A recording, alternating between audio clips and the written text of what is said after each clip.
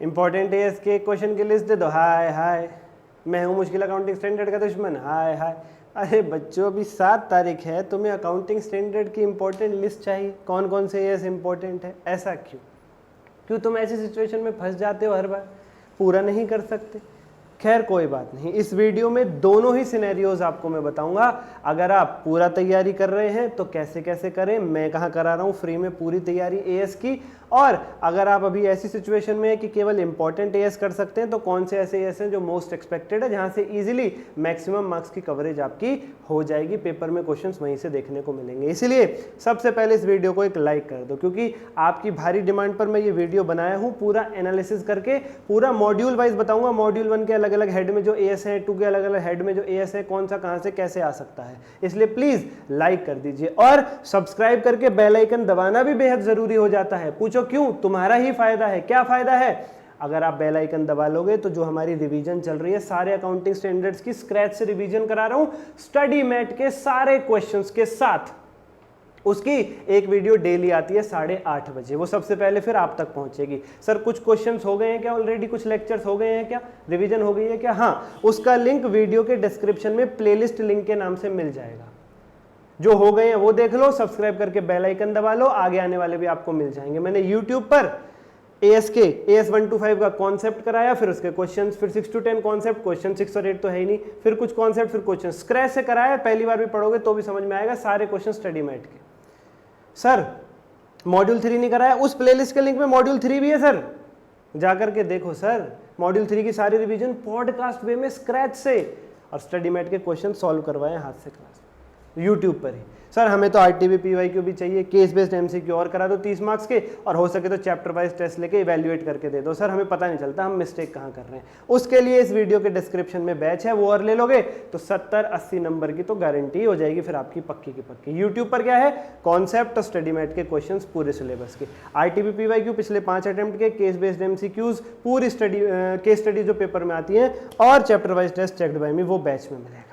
अब हम शुरू करते हैं बिना किसी देरी के, लेके प्रभु का नाम, मोस्ट इंपॉर्टेंट क्वेश्चंस बच्चा पार्टी, वो मोस्ट इंपॉर्टेंट अकाउंटिंग स्टैंडर्ड्स की list, CA inter advance account सितंबर 25, संदीप शर्मा। आइए बच्चा पार्टी, सबसे पहले हम बात करेंगे अपने इस अकाउंटिंग स्टैंडर्ड के बारे में, जो हमारा presentation and disclosure based as वाला पार्ट है। प्रेजेंटेशन एंड डिस्क्लोजर बेस्ड, जिसमें एएस 1, 3, 17, 18, 20, 24 और 25 आते हैं। मैं आपको बता देना चाहता हूँ कौन सा आपको करना है, कौन सा आपको नहीं करना है बच्चा पार्टी। देखिए सर, अगर आप सारे करो पहले तो, मैं सारे के सारे करा तो रहा हूं यूट्यूब पे, बताया तो मैंने आपको, मैं सारे के सारे करा रहा हूं यूट्यूब पर, सारे कॉन्सेप्ट भी और सारे क्वेश्चंस भी। लेकिन फिर भी अगर आप छोड़ना चाहते हो तो मैं आपको बता देता हूं सर। एएस 1 आप छोड़ सकते हो, मेरे पे जोर पड़ता है ये कहते हुए कि आप छोड़ सकते हो, लेकिन आपको छोड़ना नहीं चाहिए बच्चा पार्टी, मैं तो यही कहूंगा। AS3 को तो अकाउंटिंग स्टैंडर्ड की लिस्ट में आप लो मत बच्चा पार्टी, क्योंकि वो कौन सी लिस्ट में आएगा, वो आएगा बच्चा पार्टी आपका मॉड्यूल 3 की लिस्ट में। वो मैंने करा दिया है यूट्यूब पर, फ्री प्लेलिस्ट में जाकर के देख लो। 17 आप नहीं छोड़ सकते हैं, 18 आप नहीं छोड़ सकते हैं, 20 नहीं छोड़ सकते हैं। तो यहाँ से 3 तो मॉड्यूल 3 में चला गया, 17, 18 और 20 कर लो। 1, 24 और 25 छोड़ सकते हो। मैं फिर कह रहा हूँ मत छोड़ो यार, एक घंटे में विद क्वेश्चन 2 घंटे में करा दिए मैंने 1, 24, 25, पर फिर भी छोड़ना चाहते हो तो मैंने बता दिया आपको, ये आप कर सकते। 17, 18, 20 तो करने ही करने हैं, बाकी छोड़ सकते हो, और कैश फ्लो करने ही करना है। 2 करना ही करना है, उसके बाद 16, 19 ये करना ही करना है, और 28 छोड़ना चाहो तो आप 10 छोड़ सकते हो और 26 छोड़ सकते हो, 13 भी करना है। 2, 13, 19 और 28 ये तो करने ही करने हैं, 2, 13, 16, 19 और 28, 10 और 26 छोड़ सकते हो इसमें से। अगली लिस्ट AS 15 एम्प्लॉय बेनिफिट और 29 provision contingent liability and contingent asset. जितना तुम AS 15 को खतरनाक समझते हो उतना है नहीं, अगर समझ में आ गया तो ठीक है, और अगर लग रहा है कि नहीं यार छोड़ना पड़ेगा तो AS 15 छोड़ सकते हो, 29 मत छोड़ना बच्चा पार्टी। क्यों?